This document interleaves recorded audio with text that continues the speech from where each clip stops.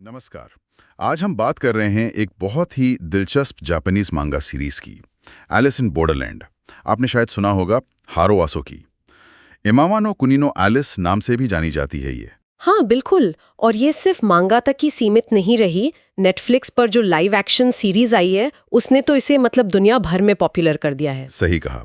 ये कहानी जो असल में 2010 से 2016 के बीच आई थी, ये साइंस फिक्शन, साइकोलॉजिकल थ्रिलर और सर्वाइवल जॉनर का एक कमाल का मिक्सचर है। बिल्कुल, बहुत ही इंटेंस कहानी है। तो आज हम इसी बॉर्डरलैंड की दुनिया में थोड़ा गहराई से उतरेंगे, समझने की कोशिश करेंगे कि ये है क्या, इसके नियम क्या हैं और ये कहानी हमें सोचने पर क्या मजबूर करती है। हाँ चलिए शुरू करते हैं, देखते हैं क्या है ये बॉर्डरलैंड का राज। तो कहानी का सेंटर पॉइंट है रियोहे अरिसु, एक हाई स्कूल स्टूडेंट जो अपनी रोज की जिंदगी से बिल्कुल ऊब चुका है। उसे लगता है लाइफ में कुछ बचा ही नहीं है। हाँ, एकदम खोया हुआ सा कैरेक्टर है शुरुआत में। और फिर अचानक एक रात कुछ अजीब सी आतिशबाजी होती है और वो अपने दो दोस्तों कारुबे और चोता के साथ खुद को टोक्यो के एकदम खाली वीरान वर्जन में पाता है। इसी जगह को बॉर्डरलैंड कहा गया है और यहाँ जिंदा रहना है तो एक ही रास्ता है, गेम्स, जानलेवा गेम्स। हाँ, ये गेम्स ही सब कुछ है वहाँ। और इन्हें क्लासिफाई किया गया है ताश के पत्तों से। पत्ते का नंबर बताता है गेम कितना मुश्किल है, और सूट बताता है कि गेम किस तरह का होगा। ये कोई आम खेल नहीं है, ये जिंदगी और मौत के खेल हैं। चूक की कोई गुंजाइश नहीं। और ये सूट्स वाला सिस्टम बड़ा मजेदार है।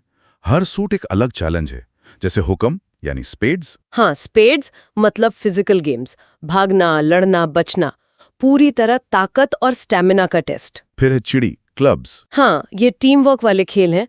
यहाँ अकेले जीतना नामुमकिन है, आपको दूसरों के साथ मिलकर काम करना ही होगा। बिल्कुल, सहयोग बहुत जरूरी है इनमें। और फिर हैं डायमंड्स यानी ईंट। हाँ, ईंट वाले खेल दिमागी होते हैं।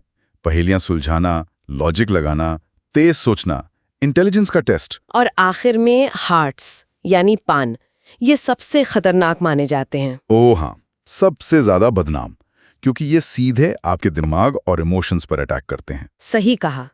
इनमें होता है विश्वासघात, धोखा, मुश्किल नैतिक चुनाव। ये आपको अंदर से तोड़ सकते हैं। ये सिर्फ शारीरिक नहीं, मानसिक क्रूरता भी है। और इन गेम्स को जीतने पर मिलता है वीजा, कुछ दिनों की मोहलत कहें या अगला गेम खेलने का दबाव, क्योंकि जैसे ही वीजा खत्म होता है आसमान से एक लाल लेजर आती है और बस कहानी खत्म। तो ये लगातार एक तलवार लटकी रहती है सिर पर। ये वीजा सिस्टम खिलाड़ियों को और ज्यादा डेस्परेट नहीं बनाता होगा? बिल्कुल बनाता है। यही तो उस दुनिया की क्रूर सच्चाई है। हर पल अनिश्चितता है।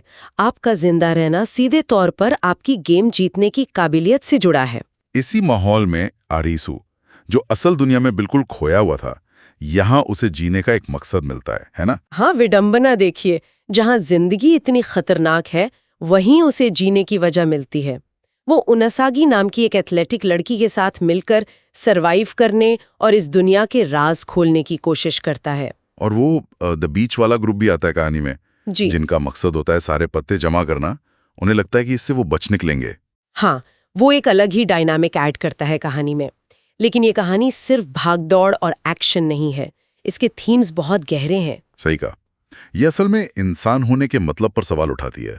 जब समाज के सारे नियम हट जाएं तब क्या होता है? बिल्कुल, ये पूछती है अस्तित्व जरूरी है या इंसानियत। जब दबाव बहुत ज्यादा हो तो हम कैसे नैतिक फैसले लेते हैं? दोस्ती, वफादारी, धोखा, नुकसान, ट्रॉमा, ये सब कहानी का हिस्सा है। संकट में ये असली चरित्र सामने आता है ना? हाँ बिल्कुल। और ये सवाल कि जीने की इच्छा हमें क्या करने पर मजबूर कर सकती है,